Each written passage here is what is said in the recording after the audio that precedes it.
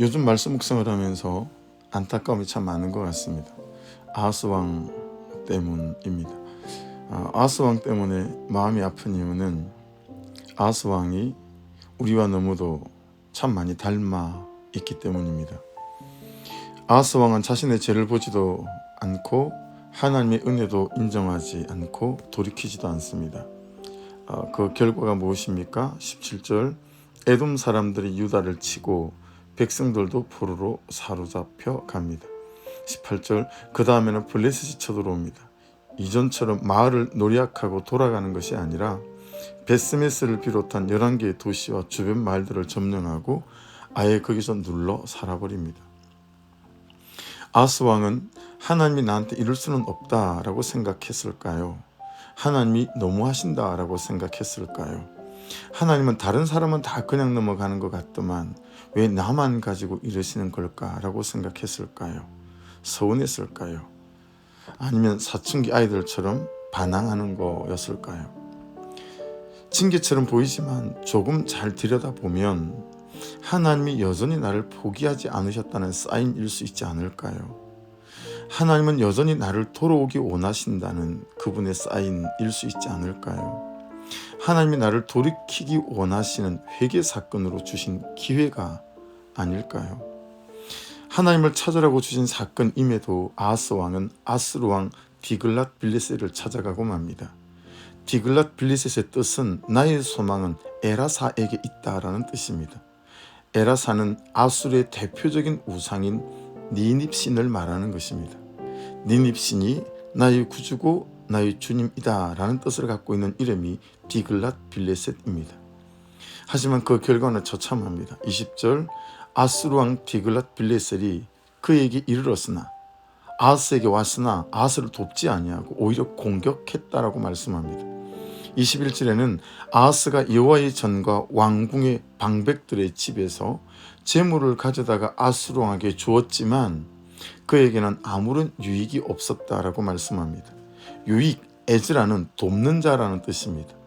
디글랏 빌레셋의 힘이 자신을 도울 줄 알았지만 디글랏 빌레셋의 군사가 자신을 도울 줄 알았지만 오히려 아하스 왕의 그나마 남아있는 것까지 발가벗겨 가져가 버립니다. 그럼에도 아하스 왕이 보이는 반응입니다. 22절부터 25절이에요. 아하스 왕이 공고할 때 더욱 여호와께 범죄했답니다. 이 이방신들이 나를 돕게 하리라 생각했습니다. 하지만 그 신이 아하스와 온 이스라엘을 망하게 했습니다. 그러고 난 뒤에 아하스가 하나님의 전의 기구들을 다 모아서 하나님의 전의 기구들을 부수고요. 여호와의 전 문들을 예배할 수 없도록 닫아버리고요. 예루살렘 구석구석마다 제단을 쌓았다. 유럽의 각 성읍에 유다의 각 성읍에 산당을 세워 다른 신에게 분향했다. 그렇게 말하고 있습니다. 아하스 왕이 보이는 이 반응에는 두 개의 진실과 한 개의 거짓 메시지가 있어요. 두 개의 진실은 무엇입니까? 첫째는 충만해야 이긴다는 것입니다. 22절 보세요. 아하스는 곤고할 때에 더욱 여호와께 범죄하여 때가 오면 충만이 오겠지, 때가 오면 은혜가 오겠지. 아닙니다. 충만은 씨름하며 찾는 것입니다. 은혜는 사모하며 찾는 것입니다. 충만은 900번 버스도 아니고 은혜는 금능력 전철도 아닙니다. 시간 되면 가고 시간 되면 오고 언제든지 올라탈 수 있는 게 아니라는 말입니다. 은혜라는 기차를 올라탄 사람은 내리지 않기 위하여 기도해야 하고요. 성령 충만이라는 버스를 올라타지 못한 사람은 올라타기 위해 사모하며 찾아야 합니다. 금을 캐러 가듯 은을 캐러 가듯 사모해야 하고 독립투사처럼 내 운명과 인생을 통째로 건 비장함이 있어야 합니다. 무엇보다 그가 공고할 때 그가 하나님을 찾을 힘이 없기에 그만의 싸움이 되지 않고 나의 싸움, 함께하는 우리의 싸움이 되게 해야 합니다. 그가 울지 않으면 나라도 울어야 하겠지요. 정말 구하게 됩니다. 하나님, 그의 영혼을 보는 눈을 주소서. 그의 심령의 곤고함을 보는 눈이 있게 하소서. 두 번째 진실과 한 개의 거짓 메시지는 한 묶음이에요. 23절에 나를 돕게 하리라 거짓 메시지죠. 아수르의 우상 립수르는 달입니다. 19선 별입니다. 달이 우리를 도울 수 있습니까? 별이 우리를 도울 수 있겠습니까? 그런데 사람들은 왜 달과 별을 섬길까요? 환상이 기대기 때문입니다. 꿈꿀 수 있게 해주기 때문입니다. 지금 나의 현실을 부정할 수 있는 힘을 주기 때문입니다. 내가 죄인이란 사실도 있게 만들고 내가 꿈꾸는 모든 것은 현실이 될 수 있을 것처럼 나를 하나님이 되게 만들기 때문입니다.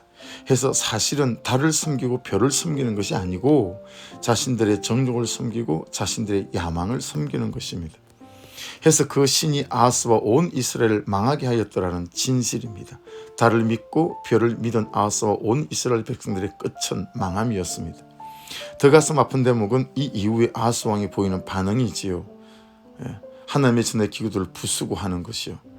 아하스는 정말 잘해보고 싶었던 사람 같습니다. 정말 멋진 인생을 살아보고 싶었던 사람 같습니다.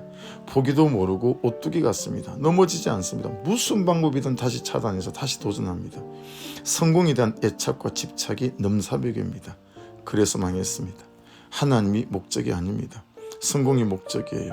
그렇게 나도 속이고 남도 속이며 신앙생활을 해왔던 거고 그렇게 신앙생활을 할 수 있습니다.